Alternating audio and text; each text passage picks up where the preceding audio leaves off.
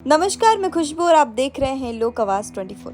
आपको बता दें कि इस वर्ष विजयदशमी यानी दशहरा का त्योहार 24 अक्टूबर 2023 को मंगलवार के दिन मनाया जा रहा है। अश्विन माह के शुक्ल पक्ष की 10वीं तिथि को भगवान श्री राम जी ने लंकापति रावण का वध करके अधर्म पर पुण्य धर्म की स्थापना की थी और इसी दिन को विजयदशमी के रूप में मनाया जाता है।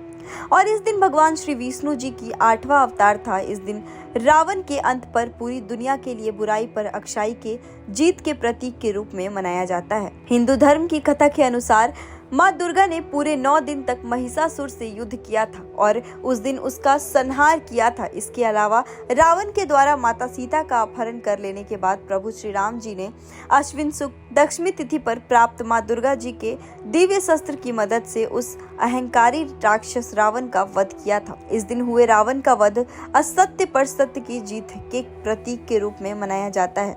मान्यता के अनुसार दशहरा वाले दिन जो भी भगवान राम और माँ दुर्गा की पूजा अर्चना करता है उन्हें शत्रुओं पर विजय प्राप्त होने का वरदान मिलता है।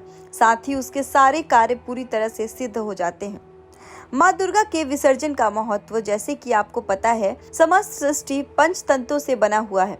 शास्त्रों के अनुसार हमारा शरीर जल, अग्नि और वायु से मिलकर बना हुआ है। इसी प्रकार से जल भी पंचतत्व है और इसे भी बहुत ज्यादा पवित्र माना गया है। ऐसा इसलिए क्योंकि पुराणों में भी जल को ब्रह्मा माना गया है। पूजा पाठ में जल से ही पवित्रकरण किया जाता है। कहा जाता है कि सृष्टि की शुरुआत से पहले और इस सृष्टि के अंत के बाद इस पूरी सृष्टि में मात्र जल ही जल होगा।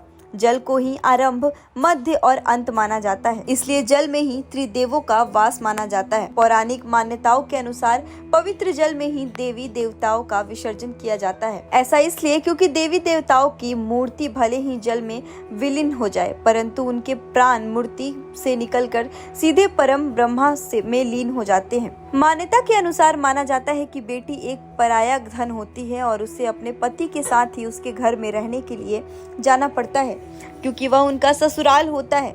जिस तरह से विवाह के बाद बेटियां एक मेहमान की तरह मायके आती हैं, ठीक उसी तरीके से माँ दुर्गा भी इस धरती पर अपने बच्चों के पास मायके आती हैं और सृष्टि पर कुछ समय लेने के बाद वापस अपने पति भगवान शिव के पास यानी अपने ससुराल चली जाती है। इस पल को माँ दुर्गा जी के नवरात्रि के समाप्त हो जाने के बाद विसर्जन के रूप में मनाया जाता है। विसर्जन से पहले माँ दुर्गा का पूरी तरीके से श्रृंगार किया जाता है। सभी महिलाएं एक दूसरे के मांग और चूड़ी पर सिंदूर लगाती हैं, जिसे समृद्धि का प्रतीक माना जाता है। उसके बाद सभी भक्त माँ दुर्गा की मूर्ति विसर्जन करते हैं। विसर्जन के बाद हर कोई भावुक हो जाता है और फिर पंडाल का माहौल अचानक से बदल जाता है। सभी भक्त उस दिन माता के गीत गाकर उनकी विदाई पूरे उत्साह के साथ करते हैं और अगले वर्ष फिर उनके आने के लिए प्रार्थनाएं करते हैं। आप सभी को एक बार फिर से नवरात्रि की हार्दिक शुभकामनाएं और आज विजयदशमी के साथ हम अपना पाठ यही खत्म करते हैं।